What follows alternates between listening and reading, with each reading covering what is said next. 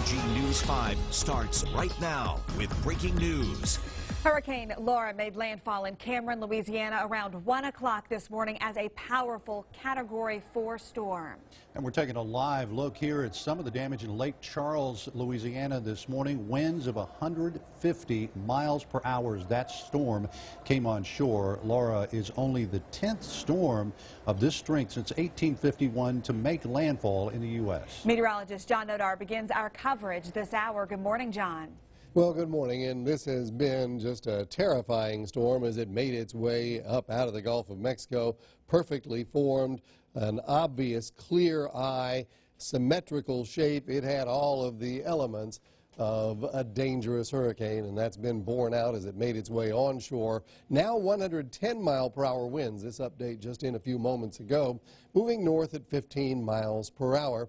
But when it made landfall, you were looking at a storm with 150-mile-per-hour winds around Cameron, Louisiana, which is right here at the coast, a very flat area. It is just to the east of Beaumont, Texas. 938 millibars of pressure is a very low pressure. It indicates the power of a storm, and that's what we had in Laura. Now we're looking at the eye beginning to close up a little bit. It's weakening, but it is still a powerful hurricane and still bringing in water. We haven't really gotten a final fix on the storm surge because it's still happening, being drawn in by these winds that are being pulled into the center of the storm. But you can see these rain bands, too, that are dumping 4, 5, 6 inches or more of rain. Weather alerts extend all the way up into Arkansas. Hurricane warning right up to the Arkansas line, and beyond that, a tropical storm warning in Arkansas, something pretty rare for those folks, I have to imagine. Here is the storm surge potential, and I say that because we don't have the final fix. We had a little bit of high water in our neighborhood as close as Gulfport, seas about 2 feet above average high tides. But you get over here toward Lake Charles area, you're looking at 20 feet of storm surge.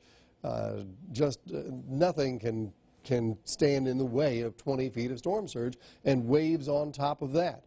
This is an incredibly flat bit of terrain here, so that storm surge is being pushed well inland. Forecast model continues the movement of Laura toward the north over the next 24 hours into Arkansas as a tropical storm. Little Rock likely to get tropical storm force winds and rain, and then it moves over toward Memphis and across Tennessee, and as it does move through the Midwest, it's going to drag these rain bands behind it. Now, this is just a computer model forecast for Saturday, way out in time. These bands could be here, they could be in our neighborhood. Where those bands arrive, you're going to see increased rain chances and heavier than usual rain. Tracking Laura, our direct impacts are to the west. It's where everything has been happening. High surf advisory locally and high risk of rip currents through Friday. So the effects here in our stretch of the Gulf Coast have been almost entirely limited to the coastline, but we will have higher rain chances today into the weekend. The severe weather threat stays to the west. This is finally, you got enough light to see what's going on at Orange Beach. Still really rough surf, 5 to 7 foot surf, but it should die down pretty quickly now that Laura is inland. We'll see this start to diminish probably this morning and start to, the water will begin to recede. ATMORE is looking at fog from the Wind Creek Casino and Hotel. Fort Walton Beach is foggy as well. Other spots are fine. We've got 10-mile visibility at most of our official reporting sites. The radar is a blank right now, but we'll see scattered showers and thunderstorms later today, and some could have heavy rain. There's a lot of tropical moisture out there.